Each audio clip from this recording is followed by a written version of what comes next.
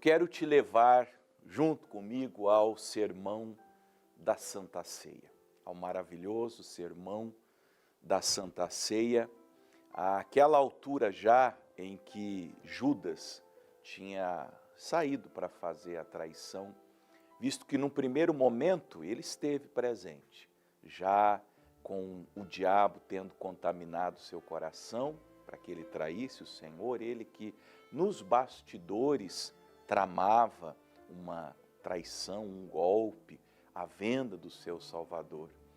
E digamos, comentemos, é muito triste quando uma pessoa próxima de nós, nos bastidores da existência, fica tramando coisas contra as nossas próprias vidas.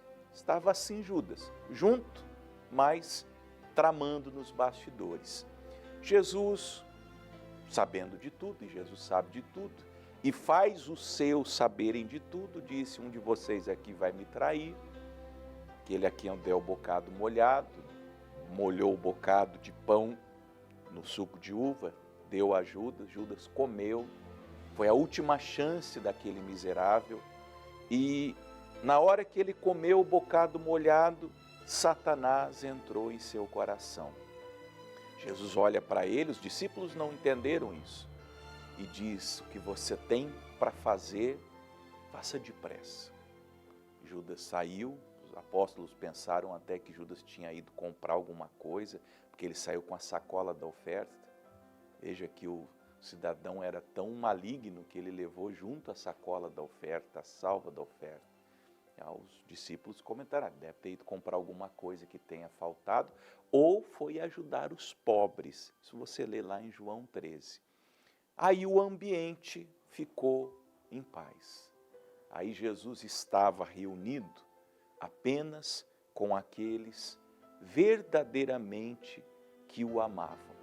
Falhos.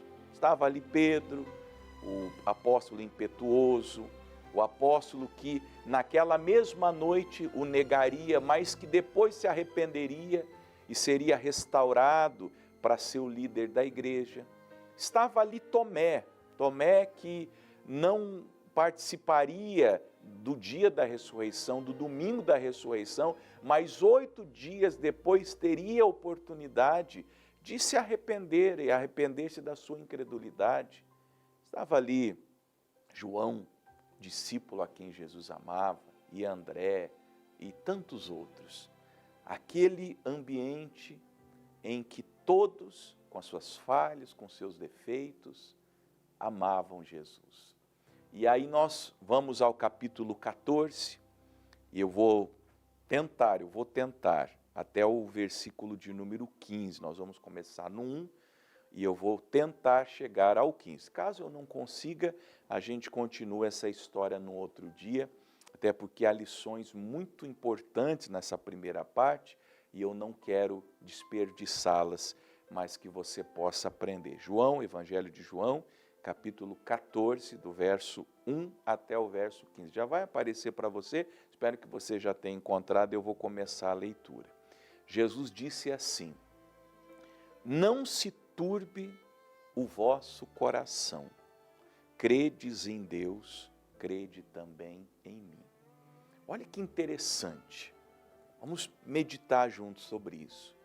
Judas tinha acabado de sair do cenáculo, do local onde a Santa Ceia foi ministrada, onde o lava-pés tinha sido feito talvez 1 ou 2 horas antes. E a traição é uma prática que machuca o que é ferido, o que é a vítima. Mas Jesus está dizendo para aqueles discípulos que eles não deveriam turbar os seus corações.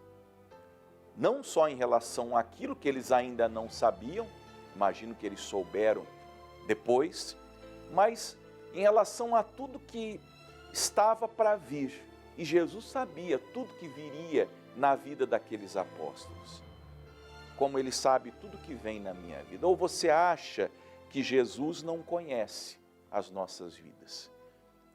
As questões do coração, da alma, do nosso trabalho, das nossas adversidades da nossa família, do nosso lar, das rebeldias dos nossos filhos, das incompatibilidades conjugais, porque eu estou falando agora, eu sei que estou falando agora, há pessoas que vivem um casamento onde há muita incompatibilidade, onde já não há mais respeito, já não há mais carinho, já não há mais amor, já não há mais nenhum tipo de diálogo possível nesse casamento. Jesus sabe tudo isso, Jesus sabe das coisas que acontecem na existência, na minha e na sua. Ele não é um alheio, Jesus não é um alienado, Jesus não é um psicólogo, manda você ignorar as coisas que estejam acontecendo na sua vida. Não, Jesus está propondo uma regra de vida. E ele diz, não se turbem, não se perturbem, não se aflijam, não se angustiem, não se preocupem com absolutamente nada, não se inquietem, não estejam ansiosos com nada. Façam apenas uma coisa, creiam em Deus, coloquem a fé de vocês em Deus e coloquem a fé de vocês em mim. Esse é um remédio poderoso para você depressivo, para você que tem transtornos, que a psiquiatria, a psicologia, a psicanálise dá, sei lá, já se passaram, a última vez que eu vi, mais de 70 designações dessas doenças da alma. E tem gente que parece que gosta de falar que tem. Eu tenho um transtorno obsessivo compulsivo, eu tenho um transtorno de ansiedade, eu tenho síndrome do pânico, eu tenho, enfim, eu respeito qualquer diagnóstico que esteja sobre a sua vida, feito por um profissional que estudou, que se gabaritou para isso, não entro nesse mérito, não é a minha área também. Mas o Filho de Deus, se você nele crê, te diz, não se turbe o vosso coração. Não seja depressivo, não tenha pânico, não seja dominado pelo medo, medo de nada, nem da vida, nem da morte, nem do presente, nem do passado, nem do futuro. Ele fala, não tenha nenhum tipo de transtorno. Como, Jesus? Como que eu não vou ter síndrome do pânico? Como que eu não vou ter esse transtorno de ansiedade? Como que eu não serei uma pessoa inquieta? Como que eu vou estar em paz se eu vivo num mundo caótico? Jesus dá um caminho. Credes em Deus, crede também em mim. Por isso que está escrito que o justo viverá pela fé. O justo viverá pela fé. Porque qualquer pessoa que viva pelo que vê, pelo que sente, pelo que ouve, não se escandalize o que eu vou dizer, eu vou falar de mim aqui. Se eu vivesse, se eu refletisse, se eu reagisse ao que eu vejo, ao que eu sinto, ao que eu ouço, eu já teria, sei lá, pulado da ponte. Sério, pastor? Pois não só eu, como toda a humanidade. Se eu me movesse pelo que eu ouço as pessoas, se eu tratasse as pessoas como as pessoas merecem ser tratadas, se eu reagisse, porque bastava eu ser reativo. Olha, 90% das pessoas da minha vida, eu já teria colocado elas dentro de um saco preto, amarrado na ponta, colocado uma mó e jogado no rio. Mas eu não faço assim, por quê? Porque o meu chamado é ter fé em Deus, é ter fé em Jesus. Eu olho para as pessoas com os olhos de Jesus, eu amo as pessoas com o amor de Jesus. Tudo em mim é permeado por Jesus, então eu não me turbo. Falam mal de mim e falam coisas que você nem imagine. E eu consigo ainda sentar na mesa e tomar café com a pessoa. E amá-la de verdade, mesmo sabendo o tipo de traição, de maldade que aquela pessoa está fazendo. E coitada, ela nem sabe que eu sei. mas eu consigo sentar com ela à mesa, tomar um café, almoçar, jantar. Eu consigo receber essa pessoa no meu gabinete pedindo ajuda e eu ajudo. Essas são as que eu mais ajudo. São as que eu mais tento ajudar. Por quê? Porque eu não sou reativo ao que elas dizem, ao que elas falam, ao que elas estão tramando contra a minha existência. Eu tenho fé em Deus. Eu tenho fé em Jesus Cristo, eu tenho fé no Evangelho, eu tenho fé na graça de Deus, então está tudo resolvido. Mas pastor, o senhor não fica nem um pouquinho triste? Posso ser sincero? Eu fico não com as pessoas, eu fico triste por elas. Eu já falei para 2 ou 3 na minha breve vida, assim, de olhar nos olhos, eu falei, poderíamos ter sido grandes amigos. Falei, nós poderíamos ter sido grandes amigos, mas graças a você nós não somos. Na existência assim. Agora, dizer que eu fiquei triste pelo que a pessoa tentou, pelo que a pessoa intentou, ou pelo que a pessoa anda falando, quando a gente crê em Deus, meus irmãos e irmãs, a gente não turba o coração. A gente não tem medo de ninguém, não tem medo do diabo, não tem medo da morte, não tem medo das pessoas, de nada. Agora, olha o que Jesus apresenta como justificação para não se turbar. Na casa de meu pai há muitas moradas. Se não fosse assim, eu vos teria dito, pois vou preparar-vos lugar. E se eu for e vos preparar lugar, virei outra vez e vos levarei para mim mesmo, para que onde eu estiver, estejais vós também. Então ele fala para nós, não se turbem os vossos corações, tenham fé em Deus, tenham fé em mim. E aí quando ele vai justificar, ele poderia contar, falar, eu vou abençoar muito a vida de vocês, eu vou proteger vocês, eu vou prosperar vocês, eu vou arrumar um casamento legal para vocês. Ele ignora qualquer consolo humano, qualquer bênção, qualquer benesse, qualquer benevolência humana. Ele diz, para vocês ficarem em paz nos corações, vocês têm que saber de uma coisa. Eu estou indo preparar para vocês um lugar no céu. Olha que coisa grandiosa, gente. Isso aqui para mim é uma das grandes joias do Evangelho. Saber que há, se eu creio, você crê? Por isso que ele mandou crer em Deus e crer nele. Eu creio. Espero que você creia também. Se eu creio, e eu creio, eu tenho da parte de Jesus um lugar preparado para mim no céu. É difícil falar sobre o céu porque não há palavras humanas, nós não conseguimos nem compreender. Paulo diz que os olhos não viram, os ouvidos não viram, nunca subiu a imaginação do coração, são as coisas que Deus preparou para aqueles que o amam. O João tentou, da maneira mais fidedigna possível, mostrar, ele viu a Nova Jerusalém, ruas de ouro, as pedras, enfim. Mas dá para a gente ter um vislumbre. Lugar da perfeição, não haverá choro, não haverá maldição, não haverá enfermidades, não haverá sofrimento, não haverá pranto, não haverá nenhum tipo de pesar.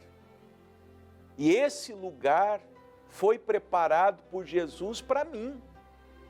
Para nós, os que cremos, para você, para a sua família, para as nossas famílias. Então o que ele está dizendo é, vocês vão passar por coisas aqui nessa breve existência, 60, 70, 80, alguns pela sua robustez vão um pouquinho mais, mas vai acabar. Você já parou para pensar que esse pode ser o último ano da sua vida? Você não pensa nisso? Que esse pode ser o seu último ano de vida. Pode ser o meu último ano de vida. E que depois disso tem a glória, tem o céu. Por isso que Paulo nos escreve que as coisas que nós passamos aqui no presente não são para comparar com o peso da glória que nos será revelado quando nós passarmos pelos portais da glória e nos encontrarmos com o nosso Salvador, que virá Ele mesmo nos buscar. Eu vou, se eu for, ele disse, e vos preparar lugar. Ele já foi, ele estava falando da morte dele, da crucificação dele. Virei outra vez e vos levarei para mim mesmo, para que onde eu estiver estejais vós também. O Evangelho me preparou, está me preparando, está te preparando, e é por isso que eu prego o Evangelho, para nos levar para Jesus, para onde Jesus está, nós estarmos também. Então, quando eu penso sobre isso, quando eu penso que tem um lugar para mim no céu, quando eu penso que Jesus virá me buscar, quando eu penso que vai chegar o dia, e vai chegar o dia, se eu creio, se você crê, vai chegar o dia. Todos os que não creem, todos os que se afastaram de Jesus pelos erros que viram, pelos pecados dos outros. Mas se eu creio que isso é verdade, e que vai chegar o dia, e não vai demorar esse dia, em que eu estarei com Jesus, aonde Jesus estiver, por toda eternidade, os sofrimentos daqui são fichinha. Fichinha. Acabou a depressão, acabou a síndrome do pânico. Eu não tenho medo de morrer mais.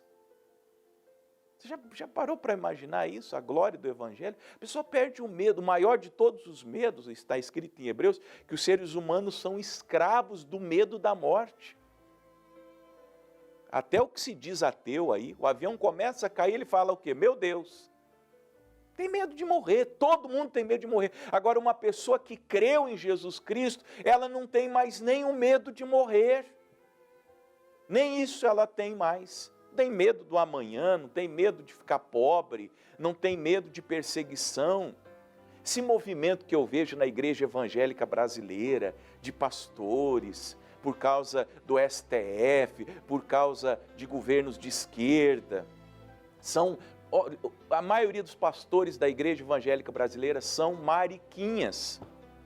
São as mariquinhas. STF, vira homem, rapaz. Vira homem, criatura. O cristão não tem medo de nada. Não tem medo do diabo, nós enfrentamos o diabo. Vamos ter medo de ministro, vamos ter medo de presidente, vamos ter medo de quem quer que seja.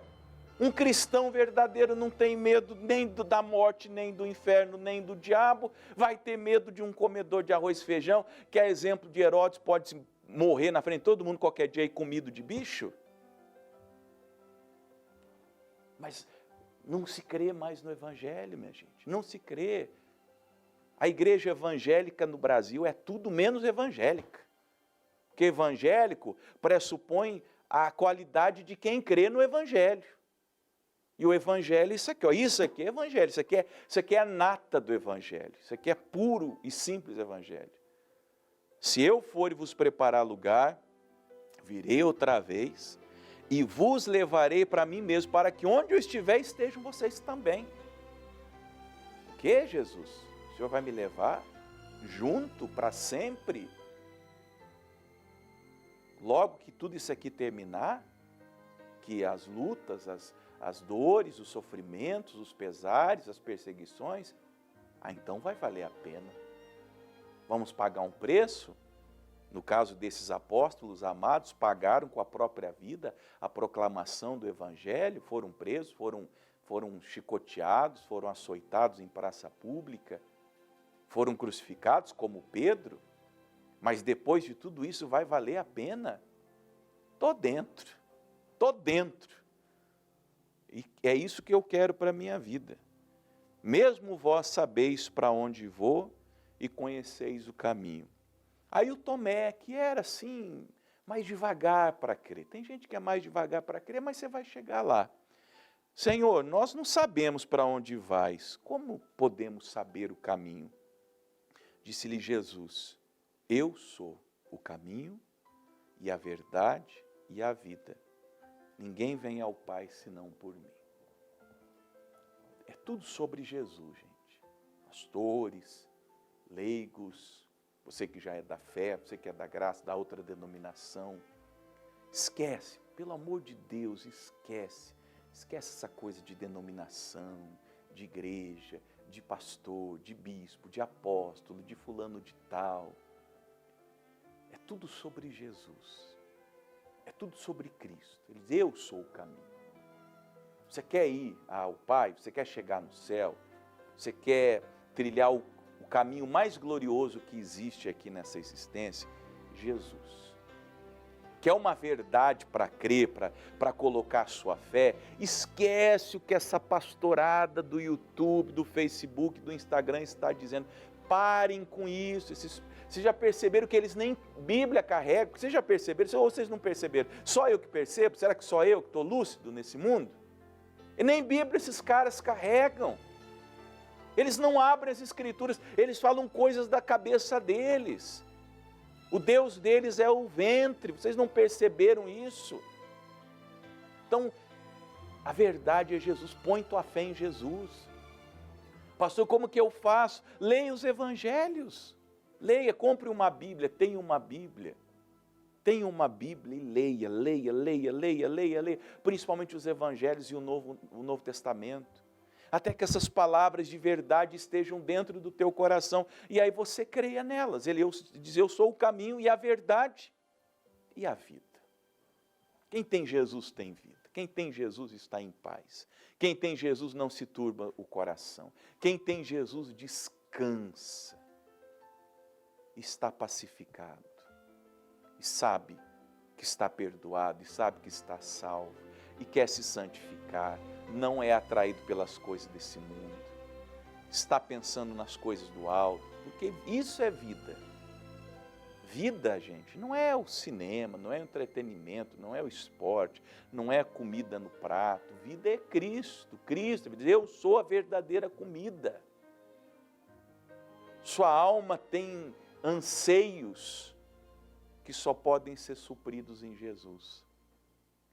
Não são férias, não é, como eu disse, o entretenimento, não é ter um dinheiro na conta, não é bens, não são bens materiais, não são imóveis adquiridos, não é estabilidade financeira. Vida é Jesus, eu sou a vida. Se tivesse outra vida, ele dizia, eu sou o dinheiro, também é. Eu sou, e se você tiver uma esposa bacana, também é. Bem que tem gente que chama a esposa de vida, né?